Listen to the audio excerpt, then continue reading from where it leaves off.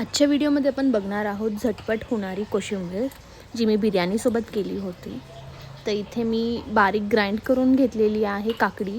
तिथे 2 काकड्या घेतल्या आहेत. 1 टोमॅटो बारीक चिरून, 1 मोठा कांदा,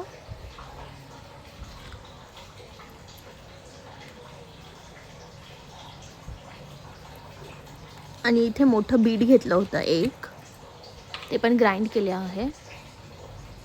आता आपण ह्यामध्ये टाकणार आहे आवडीप्रमाणे साखर आणि मीठ. मी इथे काळं मीठ वापरलं आहे, तुम्ही ते साधं मीठही वापरू शकता. आता वरून मी टाकलेलं आहे जिरं पावडर आणि दही.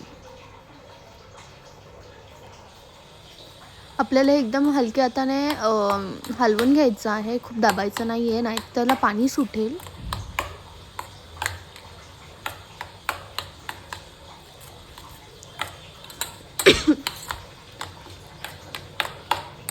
अशा प्रकारे आपली ही झटपट कोशिंबीर तयार आहे. तुम्ही झाली की फ्रीजमध्ये ठेवा सेट व्हायला.